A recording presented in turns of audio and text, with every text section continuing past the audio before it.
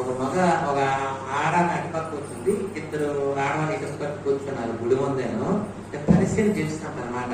వచ్చి డబ్బులు అందరూ వాళ్ళ ముగ్గురు ఏంటంటే ఎవరికి ఇచ్చినా ఒక దగ్గర వేసిస్తారు, వేసేసి ఆకలి పంచుకుంటారు. సెమిస్టర్ అన్నమాట. అయిపోయింది, బాగానే ఉంది, అందరినీ ఎవరిని. ఈ ముందు కూర్చున్నామే ఆ పక్క ఒక ఆమె కూర్చున్నది, ఆ ఎదురాకి ఆ తెలివైంది కాదు.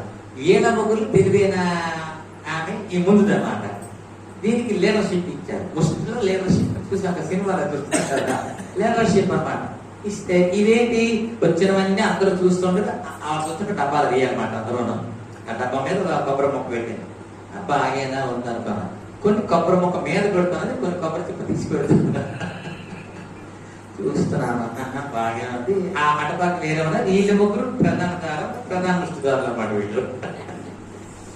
ఇంతట్లాగా రెండు ఆవిడ ఏం చేసింది, టిఫిన్ చేసి చెయ్యి కొడుతుంది, కానీ ఆమెమో అటుపక్క రోడ్డుకి వెళ్ళింది. అది వెళ్ళే సమయానికి ఇది చెప్పులో తీసి ఇలా తీసి ఇలా రాసింది. తీసిన చెప్పులో తీసేసి గుడ్డుకు వచ్చేస్తున్నాను. ఎదురుగా పాప తెలియదు, అది కొంచెం జడ్డులాగా ఉంది. చూసాము, ఏం కంటాము, కళ్ళెదురుగా కనిపిస్తున్నది.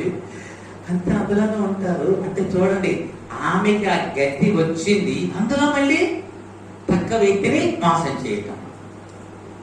చెప్తే దెబ్బలాడుకుంటాం కదా, నాకు ఎదిగి కావాలా నాకు చూసాను ఊరుకున్నాను. అదేను 10 రోజుల తర్వాత వాళ్ళ లీడర్ మీద దాన్ని ఇటు వస్తుంది, ఇది అడేది. 10 రోజులు నీది, 10 రోజులు నాదని. అప్పుడు ఇటువైపు వచ్చింది. ఇటువైపు వస్తే ఎవరో 30 రూపాయలు, అక్కడ సార్ నేను చూసింది బుస్టోని 10 రూపాయలు 20 రూపాయలు ఇచ్చిన వాళ్ళు ఉన్నామండి. నేను ఆశ్చర్యపోయాను. వదిలే, ఆ 20 రూపాయలు ఇస్తే ఇదేం చేసింది, మడిచింది. అది చూస్తుంటే 20 రూపాయల నోట్ ఇచ్చేవాడు. వీళ్ళు తిరగ చూసేసరికి 20 రూపాయల నోట్ లేదు.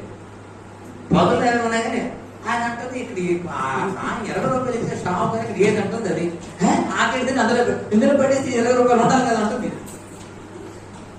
ఏమో పైన ఇదేమో అంటుంది, నన్ను తీయలేదు అంటుంది. అంటే చూస్తున్నా, అవేళ 5 రూపాయలు 2 రూపాయలు అది కమిషన్ కొట్టింది. ఇదేమో చెప్తారు కదా, తలదన్నేవాడు వస్తే తాడదన్నేవాడు. అంటే ఎక్కడికి వెళ్ళినా ఎవరినో మోసం చేసి 4 పైసలు సంపాదించేద్దాం. అందుకే వాడు మనకైనా సరే మనం ఒక స్థాయిలో ఉన్నామంటే మన స్థాయిని మనం జాగ్రత్తగా కాపాడుకోకపోతే దిగజారిపోతాం. నీకు స్థాయి ఉంది. ఇక్కడ ఉన్న వాళ్ళందరికీ చెప్తున్నాను, మనకు స్థాయి అనేది ఉందా లేదా? స్థాయి ఉంది. మనకన్నా లేని వాళ్ళు మానసికంగా, ఆరోగ్యంగా, ఆర్థికంగా అన్ని విషయాలు వెనకబడిన వాళ్ళు మనకు చాలా మంది ఉన్నారు. వాళ్ళందరి మీద మనం ఉన్నతంగా ఉన్నాం. ఎప్పుడు కూడా ఇటువంటి మానసికమైనటువంటి దౌర్భాగ్యానికి మనం చాలా జాగ్రత్తగా ఉండాలి. చాలా జాగ్రత్తగా ఉండాలి.